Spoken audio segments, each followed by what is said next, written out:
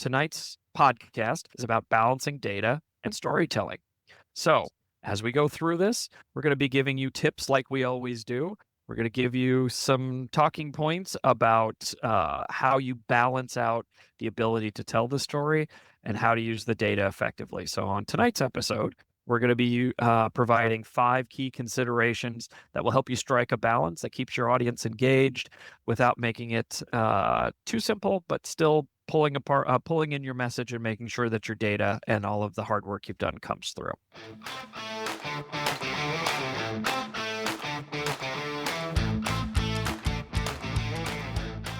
I'm Chris Terranova, and this is the Generational Exchange. 4 generations, 1 conversation. The business world is a tapestry woven from different threads, the experience of seasoned veterans, the tech-savvy energy of the younger generation, and everything in between.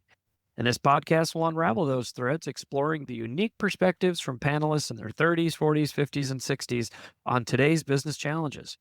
By bringing together their unique voices, we hope to spark new ideas, bridge the generation gap, and equip listeners with a well-rounded approach to navigating the ever-evolving business landscape. Gentlemen, episode 15 already. Holy cow, how is that possible, right? Wow. Time is flying by. What's that? It comes after 14. It usually does. Yes, thank you. Thank you for that lesson. So as always, we have our panel. Let me do a brief introduction. I will start with my screen. Representing someone in their 40s, Jeremy Davidson. Looking spiffy tonight, Jeremy. Well, hello, good sir. Oh, clean it up nicely, my friend. And representing someone in their 60s is our friend and colleague, Mark Russell. Good evening, sir. Good evening. I'd like to be in my 30s again, but we wouldn't have Zoom back then. So I'm glad we are where we are today. Could you imagine us tapping on a podcast on those stone tablets? It would take forever. Maybe not the stone tablet, but the 3890 IBM mainframes. There you go. It would take like 50 floppy disks to record it. And then as someone in their 30s, represented tonight, as always, is our friend Red Suchu. Good evening, sir. Good evening. I feel wildly underdressed compared to Jeremy. So I know it's a feast for the eyes. If you're not watching our podcast on YouTube, you got to check this out. I mean, it's just something else. I'm trying to make a positive impression, back on the job market. There you go. You're looking good, man. I'd hire you. I'd hire you for like a beard salesman, just that alone. Maybe I'm marking up the wrong channel. I know. We got to start an Instagram channel where you use some product and get sponsored. And I'm Chris Terranova, as always, representing someone in their 50s, at least for the next few years. Tonight's topic is an interesting one. It's the age-old story of which came first, the chicken or the egg. Well, with some proven hacks in balancing your data and figuring out how to support your data, the goal is to use data to enhance your story, not to let the data overshadow it. So if you haven't figured it out, tonight's podcast is about balancing data and storytelling. So as we go through this, we're going to be giving you tips like we always do. We're going to give you some talking points about how you balance out the ability to tell the story and how to use the data effectively. So on tonight's episode, we're going to be providing 5 key considerations that will help you strike a balance that keeps your audience engaged without making it too simple, but still pulling in your message and making sure that your data and all of the hard work you've done comes through. So diving into that, does anybody have any thoughts or anything before we get started, or should we jump right in? One of the coolest early career stories I ever heard about data. I was 21 years old, and I was working with a assistant superintendent for accountability in a school district. Okay. And she was just this wonderful lady, almost like a grandmother kind of figure, really, really smart. And it was kind of, not to date myself, this would have been early 2000s, before schools were doing a whole lot with data. And I remember sitting around, and one of the responsibilities we had was to put together the board decks. And we were working after hours one day, and we were putting together the slides and the supporting data, and we just couldn't get the story quite right. And I was banging my head against the wall. How, do we need to manipulate this? How do we show this better? And she looked at me and she said, you got to remember, Jeremy, the data can tell any story you want. So what story are we trying to tell? Mm. And that kind of stuck with me because it is kind of true, right? And I think it's a look for folks in leadership positions too, because if you're not paying attention, the people giving you data can be telling whatever story they want to be able to tell, and it's not necessarily wrong. If you Right. drill down into the data, it may not be an inaccurate story, but it may not be the whole story.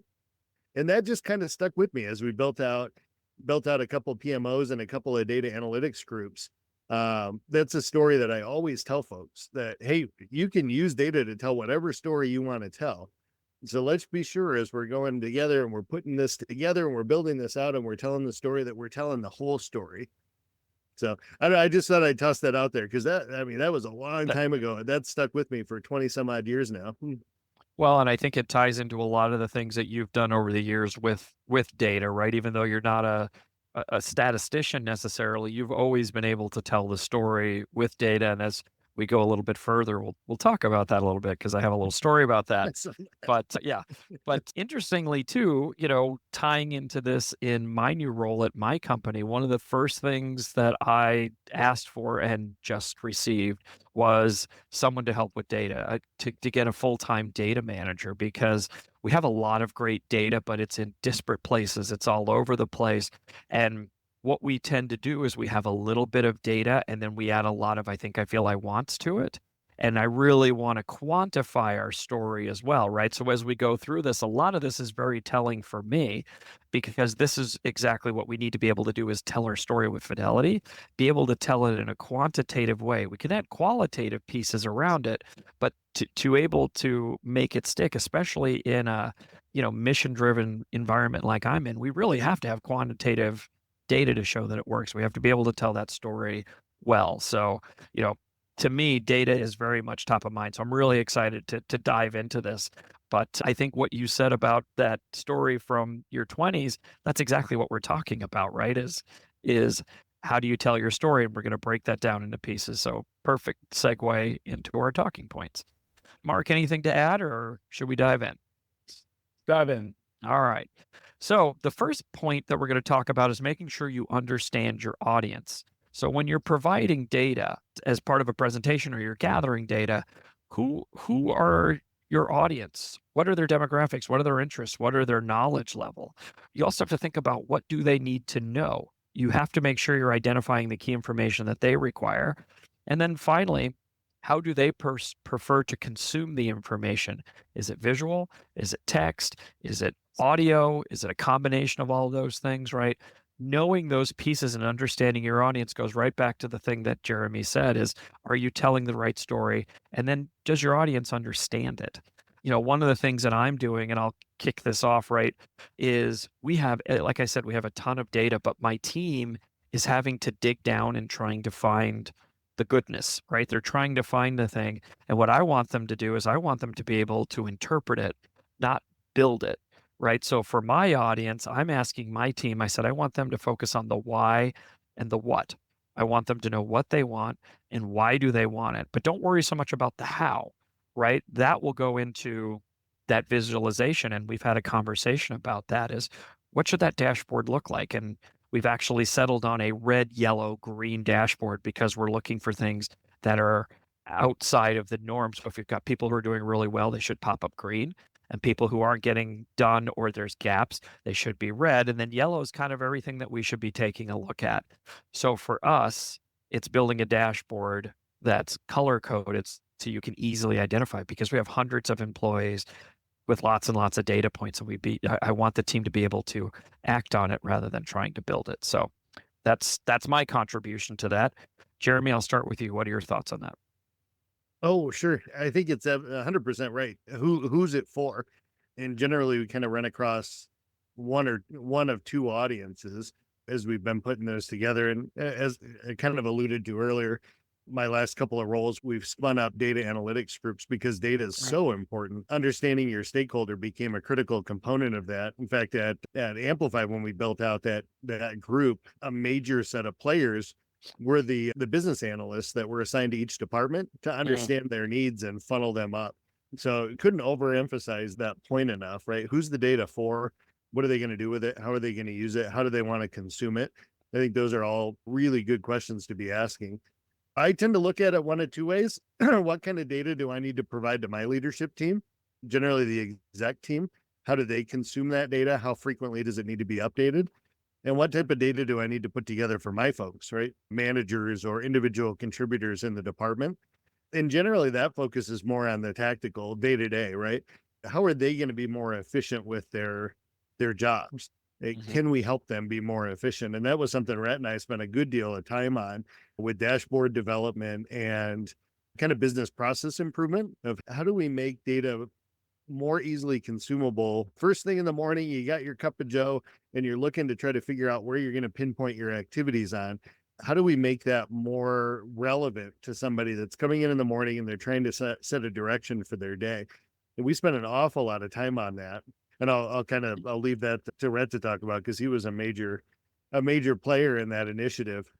At the strategic level, I think something you can do with data is almost funnel up your metrics the same way you might design your OKRs or your KPIs within your company. Generally, the company sets the top level business objective, and that funnels down, right? COO sets the overarching operations. Then you might get into the customer experience. So CS and implementation and support, they may set objectives within their departments that funnel up to the COO level, which funnels up. And I tend to look at data at the executive level the same way, right? What we're consuming at the tactical day to day to make sure operations are running smoothly probably isn't what they're looking to see, right? They're looking to see are there data points that allow us to proactively identify how the business itself is doing? And generally that revolves around revenue, right? New customers, new customer experiences, ARR, NRR. I mean, a whole bunch of different measures that you can plug in there depending on what your organizational objectives are. But I think it's important to kind of take a step back and say, what's really important for this team, this department, this part of the organization, may need to funnel up to a top level for it to be important to the executive team. So. No, it's a good point. And I think to that, and then Rhett, I'll let you jump in, is I think what you're saying is also a lot of times that data can be the same data. It's just how you tell the story. So it kind of pyramids up. So you don't always have to recreate the data. It's just at what level do you need to show and how does it roll up? But a lot of times that foundation is the same data. It's just remanipulated to match the audience's needs. Rhett, go ahead. I know you go ahead, Jeremy. I'm sorry. Oh, I was gonna give kudos to your new data analyst if he's watching, Mr. Harris. Congratulations! And that's right. But it takes me back because one of the major wins that he had for us as a department as a whole was the development of that talk desk export, right? Which is no small feat for anybody out there that's ever used TalkDesk. Although if TalkDesk is listening, we'd love to share some feedback with you. That kind of took us in a different direction, and you in the leadership role, right? I mean, when you were working with the team, you were down nitty gritty into this probably 200 plus odd column spreadsheet every single morning. But I can't imagine you trying to give that to the COO or the president at the time, right? Like none of that would have made any sense to them. Right. No, it's right. But you have to take that data and roll it upwards in a way that is relevant. But I think to your point too, sometimes you have to make sure you understand it so you can understand what they want to know. So I think that's really important as well. Go ahead. What's your thoughts on that? Yeah. I'll speak first. If you have a Chris type individual in your company who's able to look through a list of 200 and quickly identify the one that's off, and then bring it up to you so that you have to talk to your one individual contributor on a team of 50 or so, right? It's going to be a fun year. Just be prepared for it. Certain things are going to come up. What you're talking about. How dare you? Exactly. But Jeremy, to your point, you were exactly right. When we were building out those dashboards, it was what best served the individual that we were preparing it for. So were we creating it for an IPM? All right. Well, an IPM needs specific details about specific cases, because they need to be able to quickly identify their next steps and what they need to do, things like that. All right, go to the lead level. The lead level needs to be able to look at the 10 people in their region and identify the cases that are the most outstanding. Hey, this case, we've been trying to solve it for 15 days. It's not being resolved. I got to escalate it. And then at the manager level, it's what percentage are we starting to be at, right? What's our close times for cases from being open to being completed, delivery done, so that they can talk to their regional sales director about, hey, good news, we're keeping within our 14-day SLA for providing the materials. Let me know if you're hearing anything different. As it continues to go and go and go to where it gets to a Chris level or whatever level it is, where it's essentially, are we green? Are we yellow? Are we red? And then at that point, it cascades from, well, what does green, yellow, red mean to him? Well, he's looking at the company goals, right? He's looking at all of the regions being combined into a conglomerate. But all of that took a lot of thought and everything, right? Because it allowed us to operate more efficiently when you had dashboards that worked for people. So it was important at every level. I'd say my other point on here for understanding your audience is that it's very important to understand your audience and how you're going to present the data, because that may be what allows you to win over or have someone be on your side for when you need to make a proposal, right? In my example there, I mentioned sales, right? Well, depending on how you present data to sales, you may be able to allow yourself to be able to get an extra head count or an extra two, hey, Barbara, I know that we've recently struggled with being able to meet your SLA of being able to get this done in 21 days. Well, I can get it down to 14, but here are the data points that are holding me back. I only have 5 IPMs in my region. I have 600 cases. I got to get another resource. I've been pulling for it, but if you can whisper in the ears of some people in your department too, get it up the chain, that'll help us get it resolved, right? Presenting why it's important to them and thinking about that rather than just why it's important to you type of thing. So, yeah. Mark? Just concurring with the earlier comments from Rhett and Jeremy and yourself, Chris, and one earlier point you made, first and foremost, the data has to be consistent. It has to be consistent across the board to all the different stakeholders, because you'll lose great credibility if all of a sudden the CFO heard one set of numbers, the COO heard another set. And to that point, then you have to also try and understand the 5 different stakeholders. You've got the executives, you've got the technology, you've got the finance, you've got the operations, and then every good project's always going to have a good internal coach. And that internal coach is also going to then be able to say, well, based on past experiences, here's what each of these different influences and groups are looking for. Don't make an assumption that the CFO only wants to see numbers. They may be equally, if not more, impressed with what's the story behind the numbers. So again, it's just kind of doing that delicate balance along the way. To Jeremy's first point, when he was very young in his career, and I could almost say I was mid-career, that's when data warehouses in the mid-90s and late 90s really took off. And a lot of the big 5 and global consulting firms were creating these wonderful dashboards and graphics around all the data. But there was only one accounting firm whose practice said, we don't care about creating it. We want to advise the executive team on what to do and how to interpret that data. And that became their competitive advantage for a good 5 years, because they were more focused on that than they were the quote, here, let me show you all these cool graphics and graphs and everything with the data. Well, I think all of that's right. And, you guys have all said this through your narrative too, is you have to ask, right? I think it's okay to ask. Like, don't be afraid to find out what they want. Don't assume what they want, right? Rhett, you were saying that in your narrative. Jeremy, you said the same thing. I don't think we've called that out explicitly, but, don't make an assumption of what you think they want to know. I think, to me as a leader, it's great if you ask me what I would like to see, right? I think it's good so that when you come into a leadership presentation, you're showing something that's relevant and valuable. And that goes back to understanding your audience, right? And sometimes you're reaching up above or farther down or somewhere, you may not know what they think. So don't be afraid to ask, right? And I think you guys all touched on that in a different way.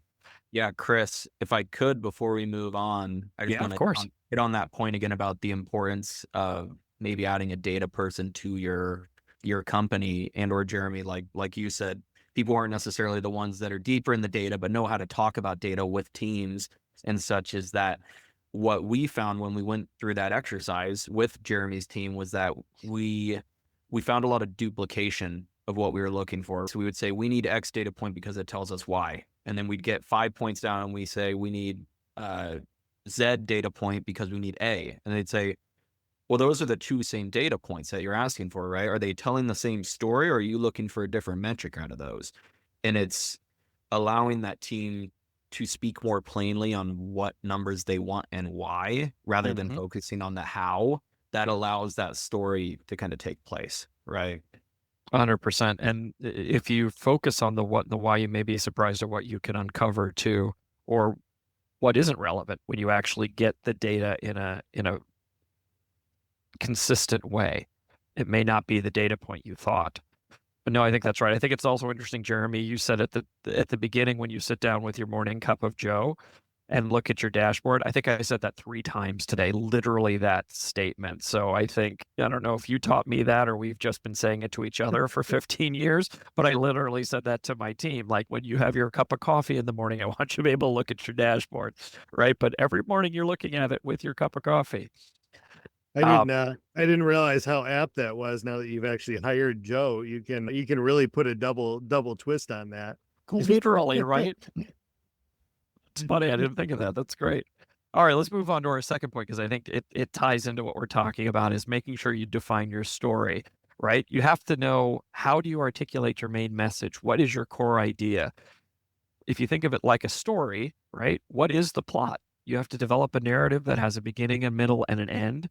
You have to think about who the characters are, identify the players and the elements in your story. Rhett, talk about that. How did you do that, or how does that resonate with you?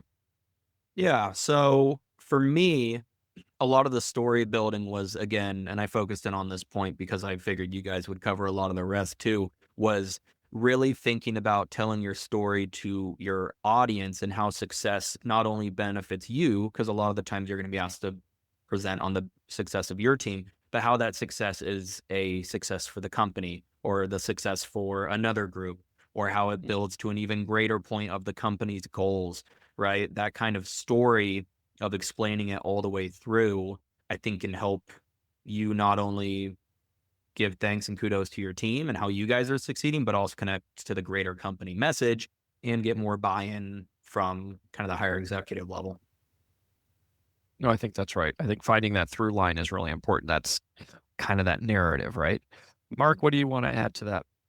I think just have your short and succinct examples, because that will most likely cover then a lot of the major talking points. And from that, to Rhett's point, just make sure you're starting out with the greatest impact should always be towards your client. And then it just steps back by saying, if we're able to achieve this for our clients, it will allow us to do A, B, and C internally. And it's almost like, don't start with yourself first, but start with ultimately the client at the end. Now, in an operations area, you still tie it to financial predictability and profitability. So again, it's always catching that high level goal first and then being able to drill down, because someone may get it right away and say, okay, on to the next point. So you don't want to belabor something that you've already won on. Yes. I've had someone say to me before, know when you've won. Like, Exactly. You got what you wanted, stop talking. Jeremy, anything to add to this one? Oh, I put a note on this one that just said start with the why. The how and the what will follow. And generally, companies know what the how and the what are, right? Like how to pull data, what types of data to pull. Maybe they don't. Maybe it's an early enough startup, or you're kind of a native, or what would they call it? I apologize. I'm a little bit distracted. Apparently, we've got a massive storm going on. If you saw me looking out my window, like it's actually shaking back and forth and booming. You're doing a great job. Sorry, I lost my safety first. I know I lost my train of thought trying to figure out what the heck is going on.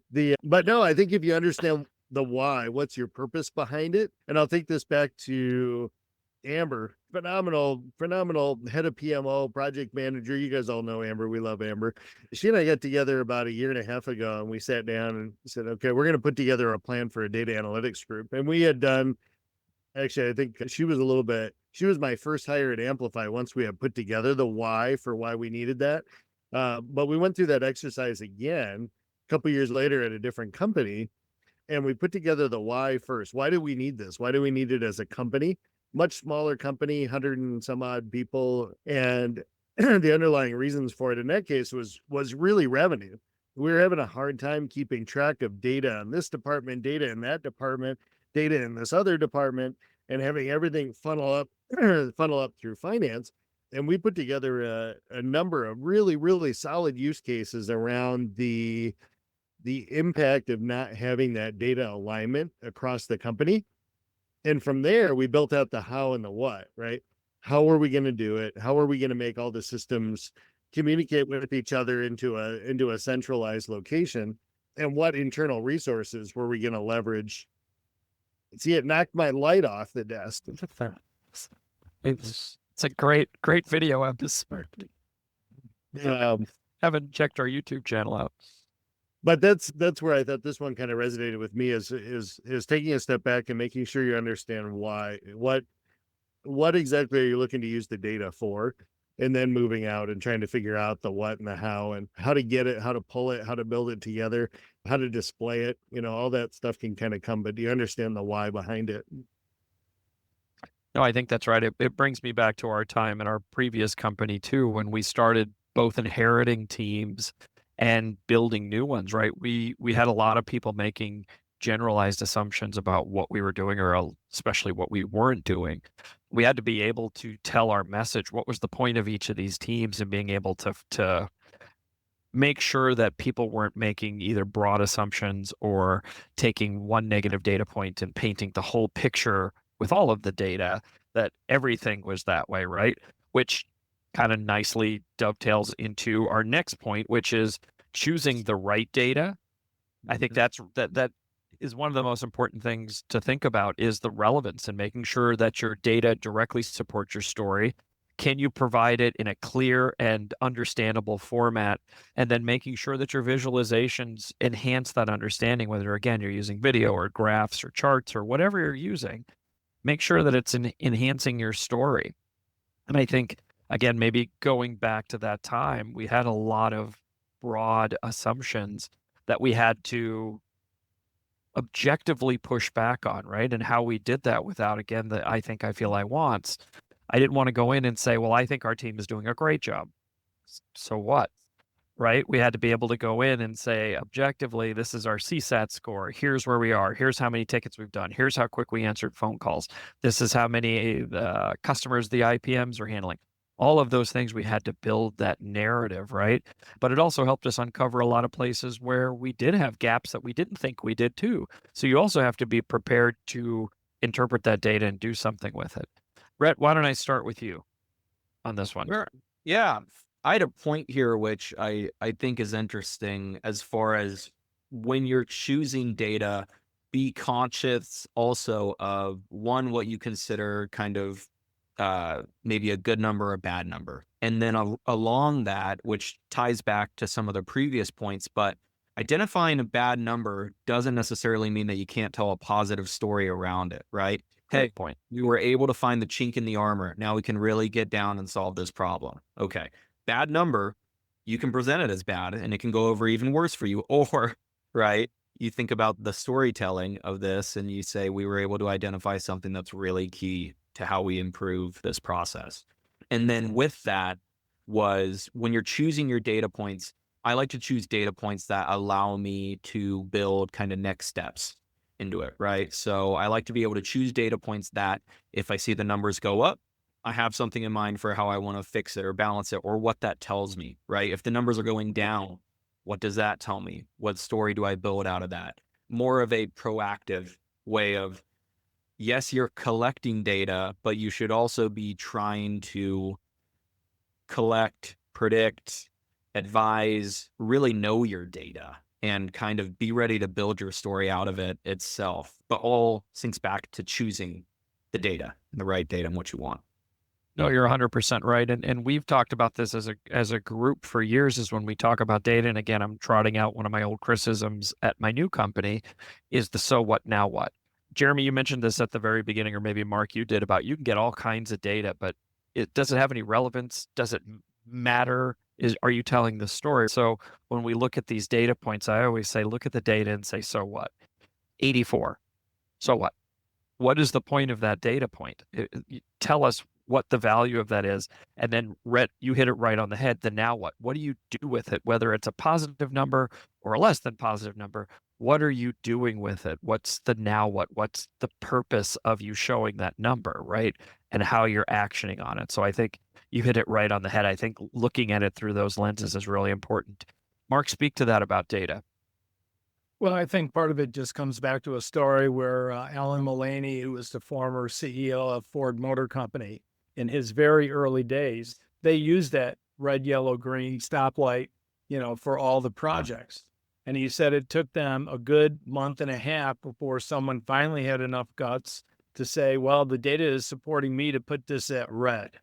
And he almost applauded the person there in person. He joked that the person actually told him, well, one guy said, well, it was nice knowing you because you're going to put something red up to the CEO.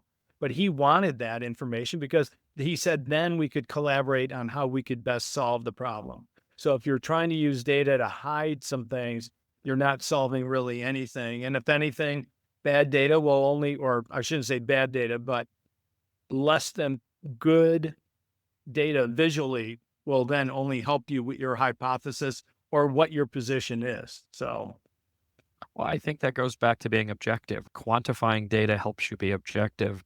And if you do the data, it isn't necessarily a black and white thing. You said it may be a negative number, but there's a positive action, right? And again, that you have to be a little bit brave sometimes when you're showing data, because the data may not necessarily be favorable, but you have to be brave and present it, because otherwise you are burying it and you're not actioning. And, putting your head in the sand like an ostrich is not going to fix the problem. Jeremy, what are your thoughts on that? Oh, I love that. Hopefully you've got a culture that supports that wherever you're at, because we shouldn't be scared about what the data tells us. If the data is not favorable, it tells us where there's an opportunity for things to improve. But I don't think I have enough fingers to count the number of places I worked on that if there was bad data, nobody wanted to see it. So maybe that's a different cultural leadership conversation to talk about versus the data one. But I'll just say, I'll second that notion that I think really, really good leaders and individual contributors and folks that are really pulling in the right direction, they're not scared of bad data because it's just showing an opportunity for improvement. No, for sure. And I think it goes back to the episode we recorded last week when we talked about psychological safety and employee engagement, right? Sure. You have to be able to have a space where you can do challenger safety, where you can challenge safely. You always have to be respectful and deferential and know your audience, but you have to have that space to do that. And to your point, Jeremy, you have to have a culture that allows that. And if you're not in a place like that, then maybe that's not the right place, but that's a different podcast. I'll also toss out under this one. I think this is a great area for individual contributors to shine a little bit. You're using the data on a day-to-day basis or not. And if there's data points that really could benefit and make your job better, this is an area for you to raise your hand and say, hey, if we're not currently collecting it, can we? Should we? This is how we could leverage this data. And it's possible you're raising something up that the higher ups haven't seen yet. Like, oh gosh, I didn't know we could get that data point. What are your thoughts, Red, on how we might collect that? Where would we put it? How could we leverage that? Right? Like that, it's a really good opportunity for folks that are really in the day-to-day tactical. They're seeing everything that's available. And I guarantee you, there's at least 10% of what they're seeing that isn't available. It isn't collected. And that might be a really neat way for somebody to raise their hand and say, look, I've got a way I can provide some value back to this company. What if we did this? Right. Yeah. Well, Jeremy, it's funny because I think that was one of the initial ways that I proved myself to you was we were having that issue around resourcing. And it was, how do we show that we're overwhelmed? Like we haven't necessarily properly done this before. And I'm like, well, if you can give me how many hours everyone has been clocking for the last 12 months, I can look at how many cases they had at X point. We can go over that and say, hey, they were going OT for this amount. And then, of course, we had a problem with people not clocking their hours. So then we had to bring even more data in with like, how many hours were you really working type of thing. So there was a bit of a balance there. But I mean, at the end of that project, I think it was about a 60-page Google sheet that, could really help us start telling that story. And I was a project manager for you at the time, but it led into, okay, from there. Sure. Okay. And a really solid example of how it would have been easy to turn a blind eye, right? Like, oh gosh, look at how much stuff we're getting done on a 40-hour work week, right? That wouldn't have benefited us or the team, because the expectation would have been said, oh gosh, this is how many onboardings or concurrent, implementations could be done by an individual contributor at 40 hours a week. It would have set a precedent that the bar was here, and really it was up here. Folks were they were going above and beyond, which is super commendable, but that can totally mess up a forecast.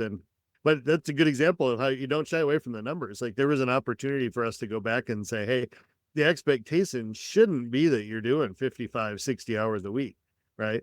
We want that work-life balance for you guys. Help us help you guys in setting those expectations. So yeah, it was a really interesting process. And for all the numbers data people out there, which hopefully everyone will be more so after this, I mean, it was really cool to be able to get to that point where you're like, okay, we have strong data supporting that a standard IPM will be able to handle a caseload of about 100 cases.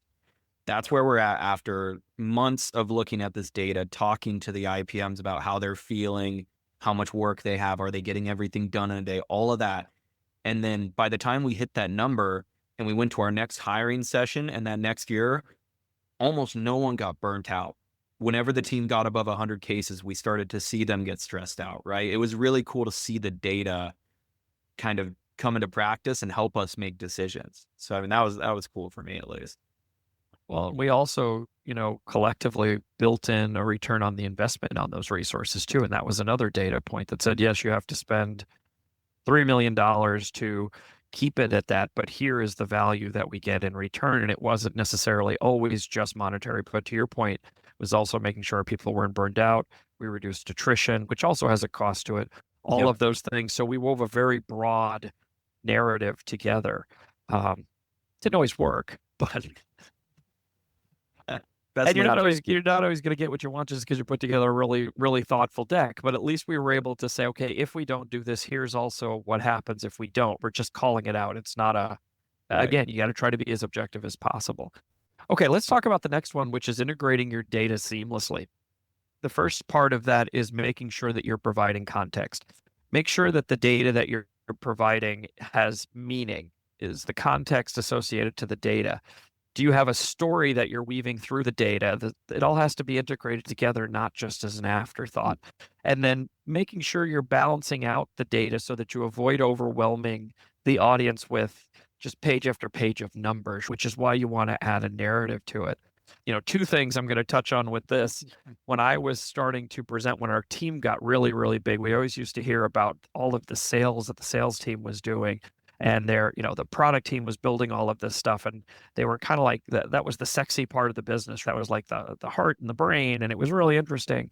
And we kind of took on a narrative, and I wove that into my data, was that all of our teams, I actually put the pictures of our teams on a spine, if you guys remember that. And I said, we're the backbone and held things together. And this is why you have to make sure you support us, because just like without the heart and the brain, if we don't have a good, strong spine, we're going to fall over, right? So I wove that story into my data points.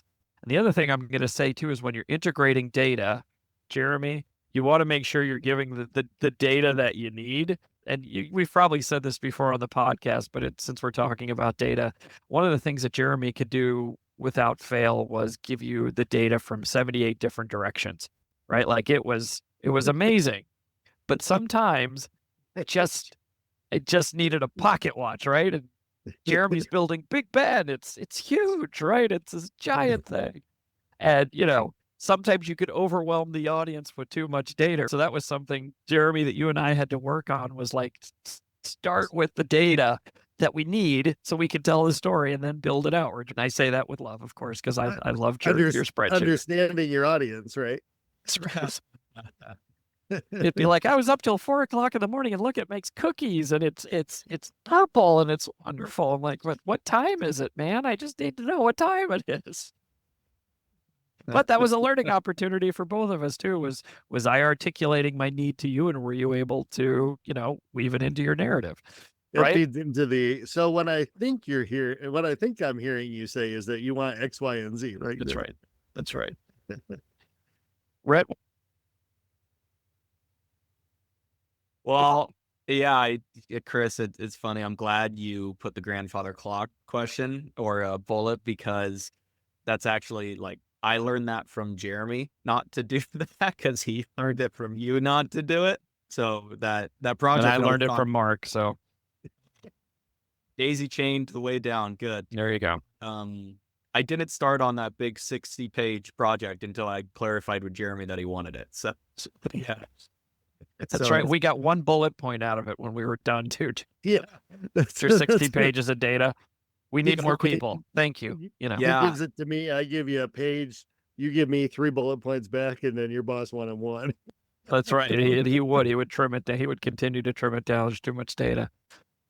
Then I'd be Chris, you mentioned this earlier, and we were kind of, overwhelming with data, right? When we had the opportunity to present on the town hall about IPMs and the amount of work that they did, right? We had to put a lot of considerations into what data point was going to be the most impactful and kind of make sense, right? So, I mean, we started with, they handle X amount of cases. And they were like, no one knows what cases means, right? Like that makes sense to us, but a sales rep isn't going to know what that means. So, okay, can we make it revenue based? Yeah. Okay. IPMs handle an average, $1.4 million worth of onboarding during a year. Okay. There's a data point that everyone at the company can kind of understand. Yeah. So that was an interesting process and really good for us to be able to do it. But yeah. Jeremy, any thoughts on this one? Oh yeah, I may bump AI to the test and refine and just key in. You've got a bullet point there. Avoid overwhelming the audience with too much data. Right. And we've all sat through those presentations where somebody, let me apologize for the eye chart. How many times have we heard that? Right. Where we're looking at the screen and it's got the whole grid and the matrix. And maybe we'll just call out on this one the importance between, you can put together the plan and you understand the why and you figure out the how and the what. But when you're presenting that out to folks, I would completely agree. If you give them that eye chart, the eye chart that you feel like you have to apologize for in your presentation, you should remove it, right? Because nobody's looking at that. They're looking for the story. And if that takes us kind of full circle back to leveraging data effectively, is wrapping it into the story. What are you trying to tell? What are you trying to share? What are you trying to get across? If you provide them with that whole mound of data, and as much as that used to irk me when we'd spend all that time putting together we're at the 60 pages, right? And we narrow it down into 1 page, and Chris narrows it down into 3 bullet points, and then leadership wants 1. Which one do we want to focus on? Right. But that's generally how it happens, right? Because we talked in the beginning, funneling it up, right? Yeah. That's the one piece of that story. And if you boil that back out when you're presenting your plan out or presenting your data out, what's that 1, 2, 3 things that are really, really impactful to that audience, and weaving that into your narrative versus the whole treasure box of data that you maybe have uncovered or have made available to folks. You're going to get the bigger bang for your buck that way. For sure. And I think, I think also when you're talking about the narrative, weaving in a little bit of humanity into it, a little bit of qualitative into your quantitative, so it isn't just an eye chart, because you're telling a story. You're either trying to sell something, whether it's like literally selling something, or you're trying to get something. You're selling the fact that you need more employees, you need to increase your staff, whatever it is. If you just monotone go through these bullet points that are just drudgery, you would shut off, right? So how would you want to be presented too? So you have to tell it in a way that people you kind of hook them in. It doesn't mean you have to be a comedian, but you have to find a way to pull people in. I always used a sense of humor. Like I remember one year we were growing so quickly, I had the Jaws thing and it said, we're going to need a bigger boat, right? Because we were growing so quick, there was no way we were going to keep up. But that little picture set the narrative for the data that I was showing is that, when we talked about the 100 cases per employee and things like that, we're short 40 people. We're going to need a bigger boat. So I kept tying it back to that narrative. And in the end, we got what we wanted. And that's the point. Not to show 60 pages of data, it's to get what we need. So to the last point then, to make sure that you're getting what you need to make sure you're testing and refining your data. Gather input from your target audience. We talked about this earlier at the beginning of the discussion, is ask questions. Is this what you need? Is this getting along? I mean, guys, we did this a lot, right? Where, Brett, you've told the story about how you presented all this data. I'm like, that's too much. And your partner was, that's not enough, right? But that was showing me before I showed somebody else, right? So you gathered input from your target audience. We iterated that and made adjustments as we went based on that feedback. And we kept looking at the clarity to ensure the message was clear and compelling. Like what we were talking about just a second ago, is the goal is to get more employees, not to show that you have 60 pages of data, right? A lot of times people don't care how you made the sausage. They just want the sausage, right? So it's just knowing that as well. But Jeremy, you mentioned AI as a way to kind of test and refine a little bit. You want to talk about that a little bit more, or touch on anything that I mentioned? Sure. Yeah. Well, I would echo that. Preview with folks that you trust. Don't wait until delivery. Make sure you're not building that grandfather clock when they just want the pocket watch. That's critical. Maybe or vice versa. Maybe I can elbow nudge Rhett to tell the story about our two overachievers that went out and put together this phenomenal presentation for for 3 levels above. And then, we had to go back and say, hey, but you didn't understand the full picture when you built that. But yeah, no, I did want to toss AI in because I think AI is going to be a game changer for data. It already has been to some extent. Right? The way I describe AI at this point is, up until now, it's allowed folks to augment what they're spending their time on, and it makes them more effective, more productive. It's easier to look at data, it consolidates, and it pushes it out in front of you.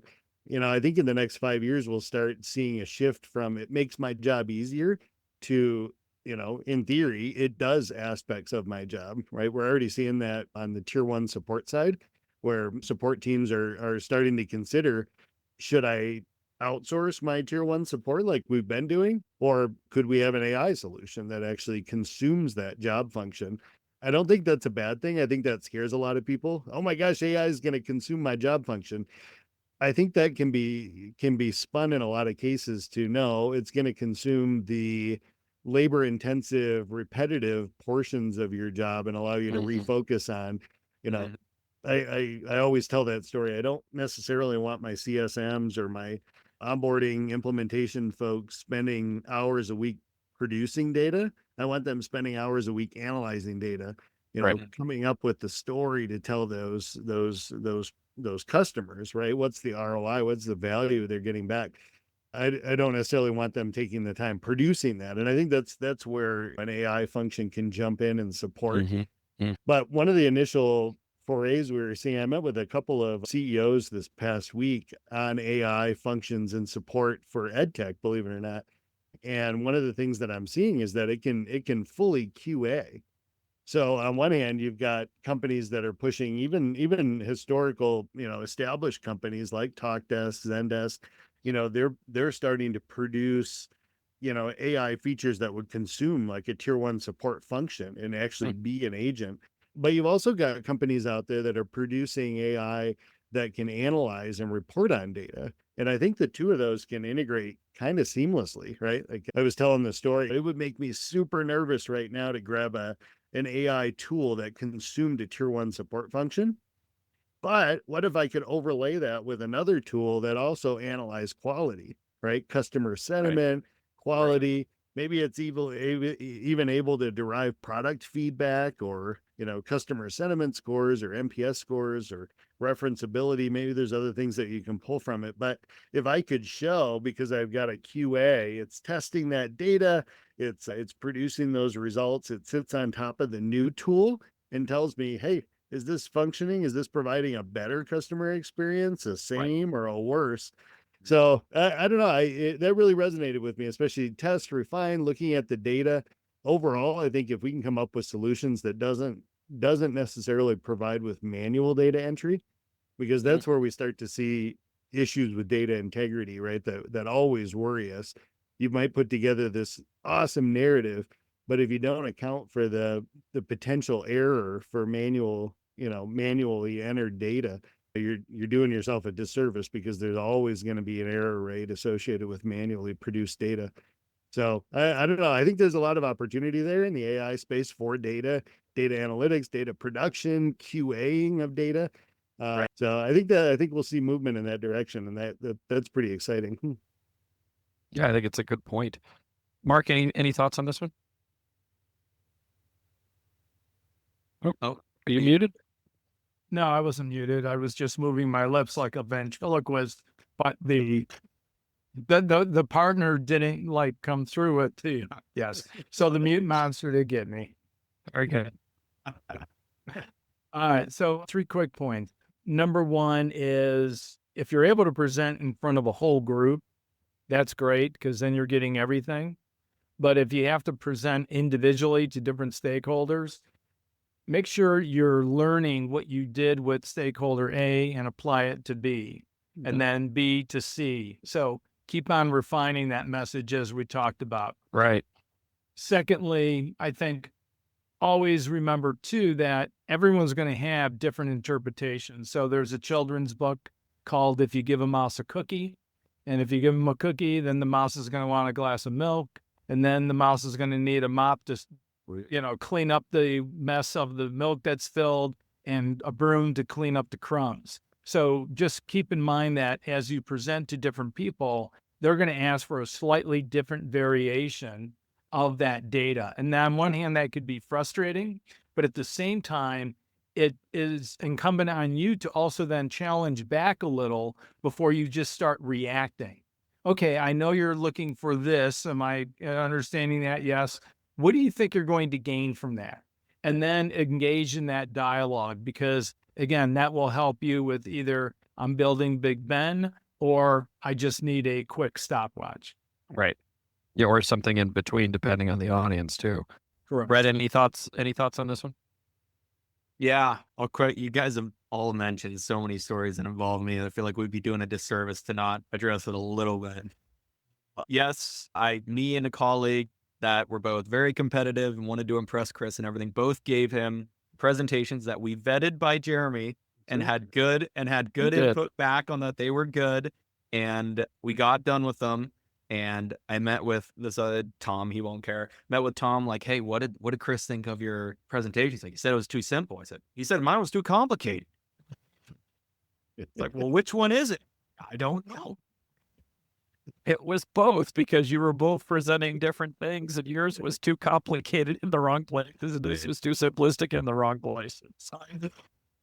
And of course, well, you guys took my feedback, to be fair, which I know is intimidating when you're speaking to a senior leader, and you refined your message, and then Jeremy and I talked about it so that he could get my perspective, and then he helped interpret that message. So it worked out in the wash. It gave you a good perspective of what I expect. Yeah. And then to the second point, which kind of relates back to know your audience type of thing, but we had some entry level people who were on our teams who may or may not have known Chris's son. And so may or may not have been living with him at the time. That's roommates. There's a lot of allegedly in this story. But anyways, we of course, there are always departments that are working out how to make things better. And we had one department in particular where we would get overwhelmed, and then they would get overwhelmed, and then we'd both be overwhelmed. And these two individuals thought that they had the solution to fix all of this problem, especially the other team's problem, which they apparently fully understood. And so they went and presented to Chris directly on this great solution without talking to, which, by the way, if we're talking about levels of management here, they had a lead who had me as a manager, who had Jeremy as a director, who had Chris as a boss. It's about 5 levels here of I have the solution. And oh my goodness. Anyways, luckily it didn't get any further than Chris. And thank goodness no one on that team heard that they had the solution, because there were hundreds of hours put into solving this problem, probably thousands, really. But anyways, I appreciated the gumption of coming to me and bringing me a solution. It wasn't the right solution, but I did appreciate the right. gumption, right? To all of the other podcast episodes that we did, and Chris and Jeremy and all both directed well here. You know, when I first heard it, I mean, I was about to be like, I was like, I barely whisper to Chris, guys. And you go and you give a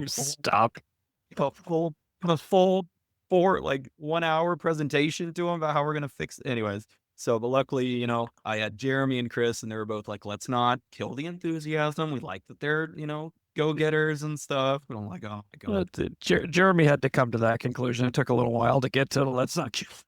I think he was like, let's kill them. And I'm like, no, let's sit it for the enthusiasm. They're, you know, it's exciting. I was like, no, an arm will be fine. Or an arm and a leg, we shouldn't kill.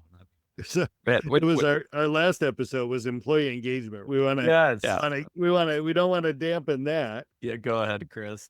No, I was just going to say, just when we talk about all of these things, I mean, we're 15 episodes deep and we just find all these connectors about all of these topics that we talk about. We've touched on at some point working together. I just find it really interesting.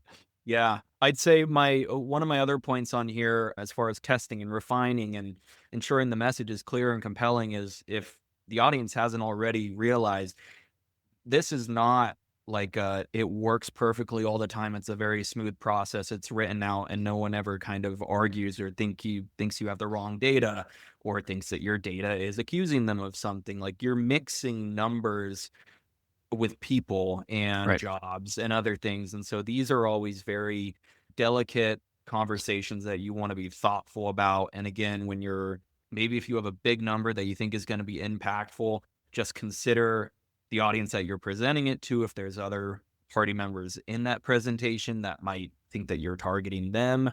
I mean, Chris, you probably know at the level that you were at, the amount of misconstrued kind of finger pointing that can happen if you're not being clear with what story you're maybe trying to tell. I'd be interested if you could talk more to that, as far as, okay, we got it to one bullet point. That one bullet point doesn't cover the other three that we said sales was not the fault of this. This was not that. It just says sales are down or something. Right. Yeah, it is taking into account the political nature of business that you have to be. And again, to me, your story and your data have to be objective. And we talked about it earlier that I don't think data is necessarily good or bad. It just is. And the numbers aren't always favorable, but if you have an action plan to go with them and try to keep it as objective as possible, you can control the controllables. You can't control how other people react, but if you've got the data behind you, and to your point, right? If you've got one bullet point, but you can accordion down all of the things underneath it so you can speak to it and have it ready, right? You can bolster that, or you have backup data slides. If someone challenges, you can pull that up and continue to be objective because you know your data. You may have 60 pages worth of data, but you also have to know it so that you can speak to it. You can speak to those underlying things. I mean, all four of us have had to do that in our careers and had to, withstand some withering challenges. But if you can remain objective and keep all of that data at hand, the data is the quantitative piece, right? The story around it gives it the qualitative piece and gives it depth and humanity.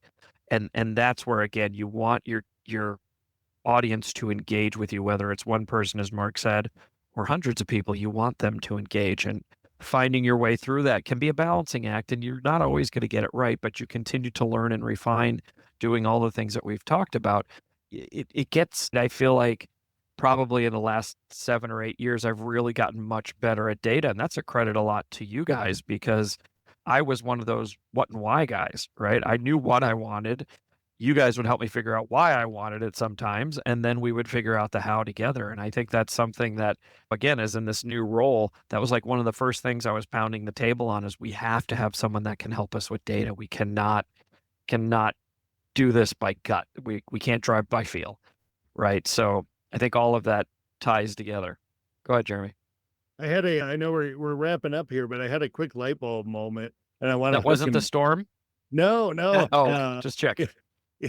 Yeah. For those of you that were watching the podcast, you might notice a slight interruption. We finally got to episode 15 where we couldn't do a complete run all the way through. Wanted to make sure Jeremy didn't blow away in a storm. But Go ahead, I'm sorry. We started this conversation with understanding your audience. And I want to tease back to Mark's Clifton Strengths, the Strengths Finders assessments.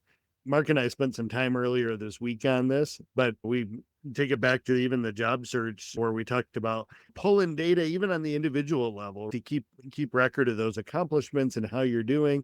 But when it comes down to understanding people's motivation around data, how they might use or consume data, how they might interpret data, Mark, I'll turn it over to you real quick. I think there'd be some value there in that strengths assessment. And it was top of mind because we were looking at it earlier. Well, I guess it was last week, but it reminded me of all the different valuable pieces of information there, right? Particularly around motivation, what motivates people in different areas. You talk a little bit about that because that's data as well, right? Absolutely. 33 million people have taken that assessment. And so I think the analytics are pretty good based on what you do best and how you answer questions and what you do intuitively and naturally. And when you can accept that type of information, it really becomes the foundation of how you're going to get things done. It's not going to say, hey, now you can be an expert in pivot tables in Excel or different skills that you can acquire. But literally, how am I going to use my strengths to get things done and tackle these particular problems? Just because I have analytical number 10 on my list doesn't mean that I am, quote, a data scientist by no means. But I do like to balance that data with the story and the operational effectiveness that I'm trying to accomplish when executing a strategic business plan. So I think all these elements really do come together. And again, even from your own perspective, okay, how can I leverage what I do and how I can best do it and use that as a position to start the conversations and then still have that adaptability, still listen to what people are saying and then say, okay, if I need to adjust A and B, now what is it of my strengths that I can do to really accomplish that goal? So plus it gives you a better understanding of who's your audience. You'll get a better indication of what people are looking for and everything when you better understand what they're able to do. So it's a great blending, but thanks for bringing that in, Jeremy. Yeah. And if you would like to do your own strengths assessment, you can go to partnerwithbrg.com and work with Mark. Mark does this for a living. Yes, he does. He's very good at it, by the way, the best. Mark, that's interesting you mentioned that. I just thought about if an entire company had this assessment and such, and let's say you were going into a presentation, if you knew who the audience was and we've done it where you take a team and you put all their strengths together, whatever, and you can see where you're strongest and maybe lowest and such like that. If there have been studies done at all as far as like, if you have a large amount of overachievers, vary your presentation a little bit this way type of thing, or feel free, hey, you have a lot of people that are all about numbers. Feel free to dive into those a little bit more because they're not going to care as much about the half. I would never probably do a full page of my chart, but a half page of my chart where you can hit the data. That'd be interesting to know if there's correlation studies on those. I don't know. Just saying about that. I don't know of anything published. But again, I think as we talk about the value that people bring, the energizers that they need, how you weave that in. Respectfully, right? That's what you and I worked on because competition is your number one talent theme. You love the benchmark. You want to know what other companies are doing and what other departments are doing and how you're going to benchmark against them. So then that was a easier conversation. I wouldn't say easy, but more data points to use against, okay, as you're looking to improve A and B in your own department and your own team, here's what some other folks are doing that you may want to consider if you haven't already done it, or it may validate exactly what you want to do and how you want to approach it. So again, all those data points all come in together. Yeah. But no, to that point, I mean, thinking about it, if I had one of my employees come to me and say, hey, X competitor is doing it this way, I think we can maybe look at doing something either different or similar to for XYZ reason, I would totally already have more buy into it because I'm a competitor and I'm looking at our competitors. And if they're better benchmarking there, okay, maybe we don't have to recreate the wheel here, right? Let's put some shiny diamonds on it or something, but we can copy that aspect, right? Yeah. Now you've grabbed my attention. Exactly. You know, and I think to kind of tie it off too, it shows that data can happen at all different levels, right? Data isn't just necessarily a number. It can be a type.